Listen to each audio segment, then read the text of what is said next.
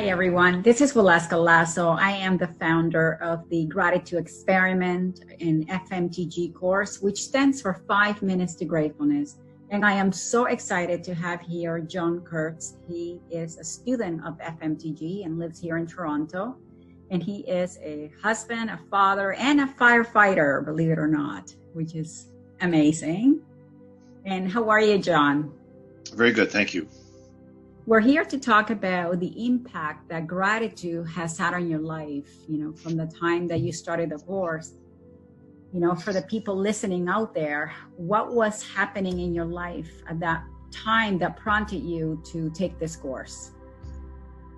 Well, lots of bad things, I'd say. My life was kind of falling apart. Marriage is falling apart, and so definitely I needed something in my life, and this kind of came around at the right time, I think. And beautiful. Yeah. And so when you say your life was falling apart, now you've been with FMTG a few times. You've done a few rounds, correct? Yeah. Has it helped your life at all? Has it changed anything from the time you started to now? I would say yes, it has. I think that the more I put into it, I feel more positive changes. And your 5 minutes to gratitude, it does nothing but positive things. Like, there's no negative side to it. Mm-hmm.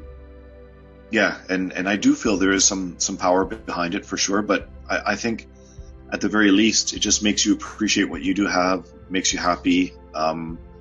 Just gives you reason to realize that your life is good no matter what is happening in it. And there's always bad things happening. But, sometimes you have to appreciate the bad too, if that makes sense. And it's just life, and you have to be grateful for every moment that you have.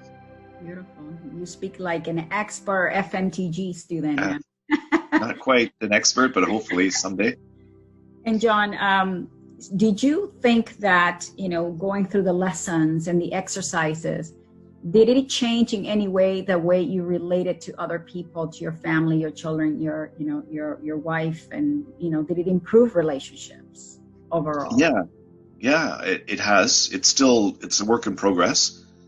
But it definitely has. I think, unlike a lot of people, and we complain about things, it's just what we do. We're complainers. Everybody does that to some degree or another, and we tend to look at the one bad thing and overlook the 10 good things in other people, in our children, and our wife, and our job, and our home, and whatever we have.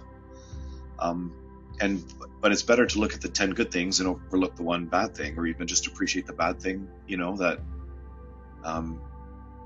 people irritate us, or they don't do what we want, or I don't know what they're not living up to our expectations, or whatever that is. But we still have to appreciate them and be grateful, and just doing that alone changes your whole life. That's beautiful. Yes, and I think one of the there's a few lessons when you go through the 28 course where you have to deal with, your significant other, and the mirrors that, our significant others come to show us and to trigger things in us that need healing, and to have appreciation, like you say, for the 10 good things they do, and to overlook, the one thing that, a lot of times is the one that we tend to focus on. So it gives you a whole new perspective of appreciation for the person that's your life partner. Yeah, it's true. I know I think we all could appreciate people a lot more and be grateful for what we have. Like, there's somebody that has joined their life to yours. You should be grateful that somebody wanted to be your partner, and it's and it just never hurts showing gratitude. It's just an amazing thing. When you start to look at things from that angle, everything just opens up. It's difficult to be angry and to, be resentful when you are giving gratitude for the, for that very person. So it shifts everything. I agree. It does. And from all the lessons, because, there's a lot of people watching this video right now that, are not as familiar with the curriculum of FMTG, and, it's 28 different subjects that, we go through. Is there anything in particular that will stand out for you? There was one lesson that I found was really good for me, was healing the inner child, or the the child that still is in you. Yeah, I thought that was a great lesson. It's a good lesson, I think, for a lot of men. I'm not sure how women feel, but for men, it's something that you kind of maybe had some issues as a child, and you just don't even deal with it. You don't think about it, but it's there. It has to be healed. It has to be looked at. Wonderful. And when you did the meditation and you went back in time to heal your inner child and to, I guess, give the child whatever it is that you were lacking or you didn't get, at that point in time, like, what was the shift that you felt, inside of you? Yeah, you kind of picture yourself as a young child, and you just kind of, it's self-love. You give the love that you needed to have. And I don't think anybody got exactly what they wanted as a child, not enough attention or too much discipline or whatever it was. So it's something, and it really can only come from you. Like, a lot of people blame their parents or they blame this, but it really has to come from inside, and you're the only one that can heal that inner child. It feels the best coming from you anyways. You can give all the love that you need to yourself, and it's a good thing. It's not a selfish thing. And then you have so much more to give to your children or to anyone around you.